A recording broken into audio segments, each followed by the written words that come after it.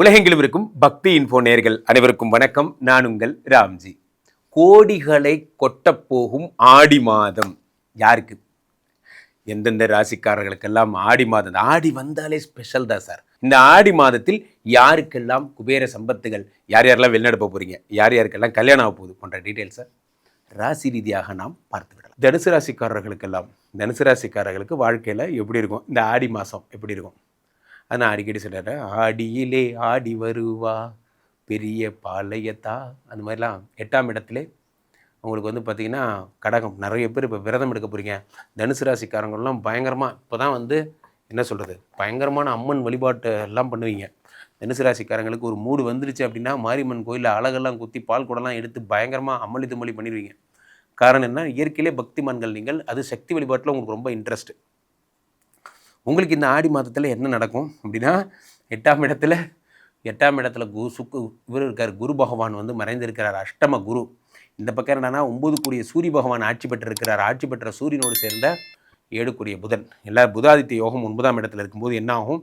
புதனும் ஆதித்யனுமாக சேர்ந்து உங்கள் வாழ்க்கையை வேறு மாதிரி கொண்டு போகிறார். எப்படி கொண்டு போகிறாங்க? அது இது வரைக்கும் கிடைக்காத வேலை இனிமேல் உங்களுக்கு கிடைக்கும். இந்த மாதம் இது வரைக்கும் கிடைக்காத ஒரு வேலை உங்களுக்கு கிடைக்கும். அதே மாதிரி 6 கூடிய சுக்கிர பகவான் நீச்சமாகிறார். அப்பா தேங்க்யூப்பா தேங்க்யூ அப்படிங்கிற மாதிரி கடன்லாம் அடைஞ்சிரும். உங்களுக்கு என்ன ஆகும்? 6 கூடிய உடம்பு சரியாயிடும். என்னன்னே தெரில சார், இந்த மாதம் ஃபுல்லாக பார்க்குறேன் ஒரே எனர்ஜியாகவே இருக்குது. போன மாதம்லாம் பேஷண்ட்டாக இருந்தேன், இந்த மாதம் உடம்பு நம்ம டாக்டர் கரெக்டாக என்றைக்கு இல்லை திருநாளாக நல்ல மாத்திரை கொடுத்துருக்கான் போல இருக்குது அப்படிங்கிற மாதிரி. இப்போல்லாம் வந்து நம்ம மாத்திரைக்கு டாக்டருக்கெல்லாம் தேங்க்ஸ் சொல்லணும். இது திடீர்னு பார்த்தா நமக்கு இப்போல்லாம் ஒரு ஜுரம் வந்தால் முன்னெல்லாம் ஒரு டோஸ் போட்டால் நம்ம விட்டுருவோம், மீதி 2 நாள் சாப்பிட மாட்டோம். சின்ன பிள்ளையா இருக்கும்போது நம்ம அம்மா அப்பா திட்டுவாங்க, தொடர்ந்து 2 நாள் சாப்பிடணும்ப்பா, ஒரு நாள் நிறுத்தக்கூடாதுப்பான்னு. இப்போ 3 நாள் இல்லை, அது தொடர்ந்து 10 நாள் தின்னாலும் ஜுரம் சரியாக மாட்டேங்குது. அந்த லட்சணத்தில் கொடுக்குறாங்க மாத்திரை. ஸோ 6 கூடியவர் நீச்சமாகும் போது என்ன ஆகும்னா உங்களுக்கு உடல்நிலை சரியாயிடும். அந்த மாதிரிலாம் நடக்கும். நீங்கள் எங்கே வேணால் போய் பாருங்கள், நான் சொல்கிறது மனசுலேருந்து சொல்கிறேன். நீங்கள் எங்கே வேணால் போய் பாருங்கள், பெரிய பெரிய ஹாஸ்பிட்டல் கூட போய் பாருங்கள், எல்லா டியூட்டி டாக்டர் தான் இருப்பாங்க. பார்த்தீங்கன்னா பேராசிட்டமால் எழுதி கொடுப்பாங்க. இந்த மாதிரி தான் நீங்கள் அதை போனவங்களுக்கு தெரியும். இந்த 6 கூடிய நீச்சமாகும் போது இவங்கள்ட்டேருந்து விடுதலை பெற்றாலே பெரிய விடுதலை. ஏன்னா இவங்க கடைசியாக கண்டுபிடிப்பாங்க, உங்களுக்கு ஜுரம் இருக்கீங்க, அடடா எவ்வளோ பெரிய கண்டுபிடிப்படா அப்படின்ட்டு. அதுக்கு 6 கூடியவர் நீச்சமாகும் பொழுது உங்களுக்கு வாழ்க்கையில் இந்த மாதம் ஃபுல்லாக ஜிம்முக்கு போகிறீங்க, காலையில் எழுந்திரிச்சு அருகம்புல் ஜூஸ் குடிப்பீங்க, அப்படி பார்த்தீங்கன்னா ஒரு நாள் இஞ்சி ஜூஸ் குடிப்பீங்க. எல்லாத்தையும் திடீர்னு இப்படி ஆகிட்ட அப்படிங்கிற மாதிரி. இயற்கை வைத்தியம் தான்டா வாழ்க்கையிலே சிறந்தது. சித்தர்கள்லாம் புலிப்பாணி சித்தர் என்ன சொல்லியிருக்காரு, அந்த மாதிரிலாம் அப்படி ஆயிடுவீங்க. உங்கள் மோடே மாறிடும். 4ஆம் இடத்துல சனி பகவான் வேறு, இவர் வேறு வக்கரம் ஆகிடுறார். அப்போ என்ன ஆகும் அப்படின்னா, இது வரைக்கும் இருந்த டென்ஷன்லாம் சரியாகி நமக்கு எல்லாருக்கும் ஆசை, கம்பெனியில் நம்ம தான் சீனியர் ஜிஎம் ஆகணும், விபி ஆகணும், நம்ம வந்து எப்படி பயங்கரமான காரில் இறங்கி வரணும், ஒன்றும் குட் மார்னிங் சார்னு எல்லோரும் சொல்லணும், அப்படிலாம் ஆசை. ஆனால் நம்மளால் ஒரு 2 நாள் அந்த சீட்டில் இருக்க முடியல, 2 மணி நேரம் இருக்க முடியல. ஒரு 10 ஃபோன் வருது, நம்ம டென்ஷன் ஆகி கத்த ஆரம்பிச்சிடும். காரணம் என்னென்னா ஒர்க் லைஃப் பேலன்ஸ் நமக்கு தெரியல, அதுதான் உண்மை. அப்போ சனி பகவான் 4ஆம் இடத்தில் வக்கரம் பெறும் பொழுது உங்களுக்கு ஆளுமை அதிகமாகிறது. ஒரே ஆளுமை, என்ன நடந்தாலும் சரி அது எப்படி ஃபோக்கஸ் பண்ணுங்கிற இதெல்லாம் கற்றுக்கிறீங்க. 4ஆம் இடத்துல சனி பகவான் ஆட்சி வக்கரம் பெறும்பொழுது வீடு வாங்க போகிறீங்க, பூமி லாபங்கள் வருகிறது, லேண்டு வாங்க போகிறீங்க போன்ற விஷயங்கள்லாம் நடக்குங்க. அதே செவ்வாய் 7ஆம் இடத்தில் வருகிறார், 5 கூடிய யோகாதிபதி என்பதால் குழந்தை விஷயம் கொஞ்சம் ஜாக்கிரதையாக இருங்க. குரு வேறு மறைஞ்சிருக்கார். அப்போ ஐவிஎஃப் பண்ணணும், ஐவிஐ பண்ணணுன்னா நம்ம ஜாக்கிரதையாக இருங்க. அடுத்த மாதம் நீங்கள் ஆமணி பிறந்தவுடனே ஒரு ஹனிமூன் போயிட்டு இருந்தீங்கன்னா போதும், நிம்மதியாக போச்சு. இப்போ நீங்கள் அதுக்கு நடுவில் ஐவிஎஃப்லாம் ட்ரை பண்ணாதீங்க. ஏன்னா நாம் பண்ணாலும் நடக்க போகிறதில்ல. இவங்க நல்ல காலத்தில் பண்ணியே நடக்க மாட்டேங்குது. ஸோ இப்போ நமக்கு வேறு மேரேஜ் இல்லை. ஏன்னா நமக்கு ஏன் இவ்வளோ வெறுப்பாக சொல்கிறேன் அப்படின்னா, ஒரு நாளைக்கு வர்ற கேஸ் எல்லாம் பார்த்தா சின்ன பசங்க 20, 25, 24 வயசு பசங்க ஒரட்டி கோ ஃபார் ஐவிஎஃப்னு சொல்லி எப்படியும் அவங்களை பிடிச்சி ஐவிஎஃப் பண்ணி விட்டுறாங்க. என்ன ஒன்றும் இல்லைப்பா, 3 நாள் பச்சை பருப்பு சாப்பிடு, பாசி பயிர் சாப்பிடுன்னு சொல்லிட்டு இருந்த வரைக்கும் நல்லா இருந்தாங்க. இப்போ யாருமே அந்த அட்வைஸ் பண்ணுறதில்ல. எடுத்தோன்னே ஆப்ரேஷன் தான். லிவர் ப்ராப்ளமாக வா ஆப்ரேஷன் பண்ணிடலாம், நுரையீரல் ப்ராப்ளமாக வா கழட்டி கீழே வச்சிடலாம், இதே மாதிரியே சொல்கிறாங்க. அதனால் நீங்கள் இந்த மாதம் முழுவதும் எக்ஸசைஸ் பண்ணுங்கள், நல்லா இருங்க. 5 கூடியவன் 7ஆம் இடத்துக்கு போது சொத்து சம்மந்தப்பட்ட பிரச்சனைகளில் ஈடுபடாதீங்க. கண்டிப்பாக வழக்கு நம்ம பக்கம் தீர்ப்பு வரப்போகிறதில்ல. அப்போ என்ன தான் நடக்கும்ன்றீங்க? என்ன தான் நடக்கும்னா அதிர்ஷ்டம் நடக்கும். இப்போ ஷேர் மார்க்கெட்டில் ஒர்க் பண்ணவங்களாம் சூப்பராக இருக்கும். உடம்பு ஹெல்த்தியான மாதம் தனுசு ராசிக்காரர்களுக்கு. இந்த டெய்லி இந்த மாதம் முழுவதும் பாருங்கள். எந்திரிச்சோன்னே காப்பி குடித்தவங்களாக இருந்தால் எல்லோரும் சத்து மாவு கஞ்சி குடிப்பீங்க. எந்திரிச்சோன்னே யாரெல்லாம் வந்து சாயந்தரானா ஃபன் பண்ணிட்டு இருந்தவங்களாம் இப்போ ஜிம்முக்கு போக ஆரம்பிச்சிருவீங்க. இந்த மாதம் முழுவதும் நீங்கள் ஒர்க்குங்கிறதெல்லாம் தாண்டி ஹெல்த் ரிலேட்டடாக போயிடுவீங்க.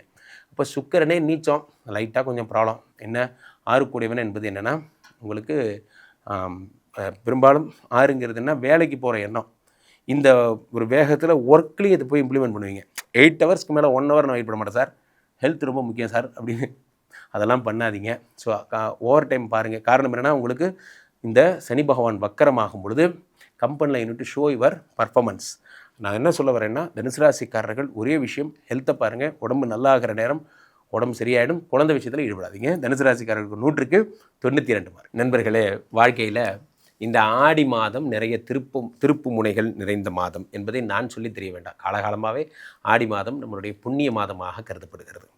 நிறைய நேரங்களில் ஒரு விஷயம், இந்த மாதம் வருகிடைய ஜூலை 12ஆம் தேதி வரக்கூடிய ஆடி அமாவாசை மிகுந்த மகிழ்ச்சியோடு நம்ம கொண்டாடணும். காரணம் என்ன அப்படின்னா, இந்த Aadi Amavasai is most famous. என்ன காரணம்? அப்போ முன்னோர்கள் பித்ருக்களை நம்ம வந்து இன்வைட் பண்ணுறோம். தட்சிணாயனம் முடிந்து உத்தராயணம் தொடங்குகிறது. அதுதான் நம்ம ஆடின்னு சொல்கிறோம்.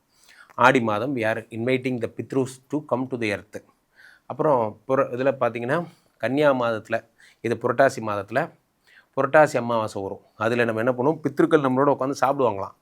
அடுத்து தை அமாவாசையில் பித்ருக்கள் நம்மளை விட்டு மேலோகத்துக்கு போயிடுவாங்களாம். இதுதான் கான்செப்ட்.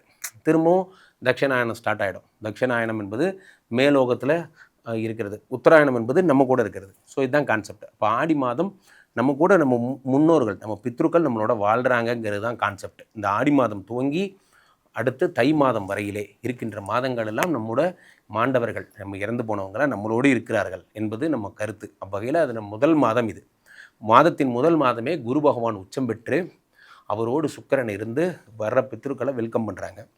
அடுத்ததாக சூரிய பகவான் மாதத்தின் முதல் மாதமே அந்த ஆடி மாதத்தில் முடிஞ்சு பாதியிலேயே ஆட்சி பெறுகிறார். அவர் தான் ஹெச்ஓடி. நல்லா கவனிங்க, முக்கியமான தினங்கள்லாம் அந்த ஹெச்ஓடி இருப்பார். நீ பாருங்கள், சித்திரை மாதம் இந்த ஹெச்ஓடி சூரியன் வந்து மேஷத்தில் உச்சம் பெற்றார். அதுக்கப்புறம் அந்த ஆடி மாதம் சூரிய பகவான் வந்து என்ன பண்ணுறாரு, ஆட்சி பெறுகிறார். இதுக்கப்புறம் அப்படி பாருங்கள், திரும்ப நமக்கு தை மாதம் பிறக்குது இல்லையா, அப்போ மகரத்துக்குள்ளே இந்த சூரிய பகவான் நுழைஞ்சு மகர சங்கராந்தியாக கொண்டாட வைப்பார். ஆக இந்த சூரியன் வந்து ஒரு பக்கம் நம்மளை ஆண்டு கொண்டு இருக்கிறார். ஸோ இதெல்லாம் இந்த இதுக்குள்ளே இருக்க சூட்சுமங்கள். ஸோ அப்போ இந்த சூரியன் ஆட்சி பெறுகின்ற இந்த ஆடி மாதத்தில் சந்திரனுடைய வீட்டுக்கு சூரியன் வருகை தருகிறார் என்பது தான் ரொம்ப ஸ்பெஷல். அப்புறம் வந்துட்டு அவர் சிம்மத்துக்கு வந்துடுறார். அப்போ இந்த ஆடி மாதம் முடிஞ்சதுக்கப்புறம் தான் வந்து சிம்மத்துக்கு வர்றார். இப்போது என்ன கான்செப்ட் அப்படின்னா, அம்மாவை தேடி அப்பா. கடகம் என்பது மாத்திருக்காரகன் சந்திரனுடைய வீடு, சூரியன் என்பது பித்ருகாரகன் சூரியன் வந்து அம்மாவை தேடி போகிறார், அம்மா வீட்டுக்கு போகிறார். அப்போ சிவன் பார்வதியை தேடி போகிறார் அப்படிங்கிற கான்செப்டில் தான் நம்ம என்ன பண்ணுறோம், மாரியம்மன் கோயில் வழிபாடெல்லாம் பண்ணுறோம். மாரியம்மனை தேடி சிவன் வருகிறார் என்பது நம்ம நம்பிக்கை. ஸோ சந்திரனுடைய வீட்டில் சூரியன் வருகிறார் என்பது நம்பிக்கை. இதான் கான்செப்ட்.